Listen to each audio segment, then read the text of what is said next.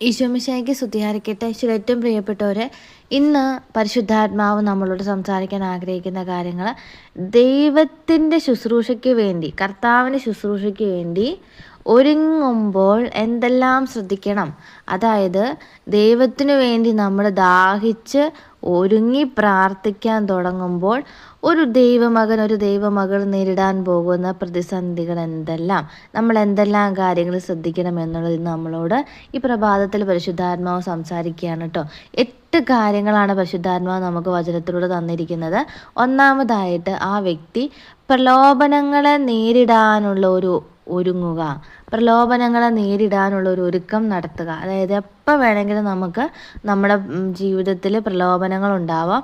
അപ്പോൾ അതിനെ നേരിടാനായിട്ട് നമ്മൾ എപ്പോഴും എന്ത് വേണം? ഒരുങ്ങിയിരിക്കണം. രണ്ടാമതായിട്ട്, ആപത്തിൽ അടിപതറരുത്. എന്തൊക്കെ സംഭവിച്ചു എന്ന് പറഞ്ഞാലും നമ്മൾ ദൈവത്തിലുള്ള വിശ്വാസം വിട്ടകന്ന് പോകാൻ പാടില്ല. മൂന്നാമതായിട്ട്, അവിടത്തോട് വിട്ടകലാതെ ചേർന്ന് നിൽക്കണം.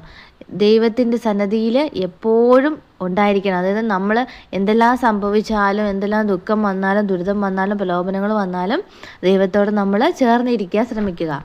നാലാമതായിട്ട്, വരുന്ന ദുരിതങ്ങളെല്ലാം സ്വീകരിക്കണം. എന്തെല്ലാം ദുരിതങ്ങൾ സംഭവിച്ചാലും എൻ്റെ പ്രിയപ്പെട്ടവരെ, നന്ദി പറഞ്ഞത് സ്വീകരിച്ച് ക്ഷമയോടെ ഇരിക്കുക ദൈവസന്നിധിയിൽ. അഞ്ചാമതായിട്ട്, ഞെരുക്കങ്ങളിൽ ശാന്തമായിട്ടിരിക്കുക. പിരിമുറുക്കങ്ങൾ, വീർപ്പുമുട്ടലുകൾ, ഞെരുക്കങ്ങൾ, ഇതുപോലുള്ള കാര്യങ്ങളൊക്കെ ഉണ്ടാകുമ്പോൾ വളരെ ശാന്തതയോടെ ദൈവസന്നിധിയിൽ ഇരിക്കാനായിട്ട് ശ്രമിക്കുക.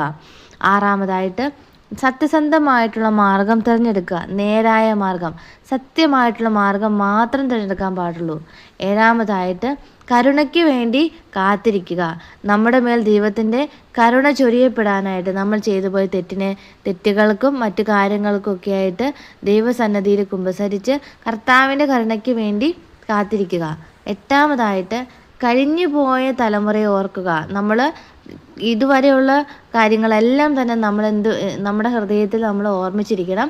നമ്മുടെ തലമുറ, കഴിഞ്ഞു കഴിഞ്ഞ തലമുറകളെയൊക്കെ നമ്മൾ ഓർക്കണം. അവർക്ക് വേണ്ടി നമ്മുടെ ആ ഒരു കാര്യങ്ങൾക്കൊക്കെ ഓർത്ത് നമ്മൾ പ്രാർത്ഥിക്കാനായിട്ട് ശ്രദ്ധിക്കുക. അപ്പോൾ ഈ 8 കാര്യങ്ങളാണ് പരിശുദ്ധാത്മാവ് നമ്മളോട് സംസാരിക്കുന്നത്. ഇത് തിരുവചനത്തിൽ നിന്ന് തന്നെ പരിശുദ്ധാത്മാവ് തന്ന കാര്യങ്ങളാണ്. എൻ്റെ പ്രിയപ്പെട്ടവരെ, നിങ്ങൾ കർത്താവിൻ്റെ ശുശ്രൂഷയ്ക്ക് വേണ്ടിയിട്ട് ഒരുങ്ങുന്നവരാണെങ്കിൽ, പ്രത്യേകിച്ച് ഉടമ്പടി എടുത്തും മറ്റ് കാര്യങ്ങൾക്കൊക്കെ വേണ്ടി ഒരുങ്ങുന്നവരാണെങ്കിൽ പ്രധാനമായിട്ടും 8 കാര്യങ്ങൾ നിങ്ങൾ ശ്രദ്ധിക്കാനായിട്ട് മറക്കരുത്. കാരണം ദൈവം നമ്മളോട് സംസാരിക്കാൻ ആഗ്രഹിക്കുന്നത്, ദൈവത്തിൻ്റെ നിയമങ്ങളെ നമ്മൾ അനുസരിക്കുമ്പോൾ നമുക്ക് കിട്ടുന്ന സമാധാനവും സംരക്ഷണവുമാണ്.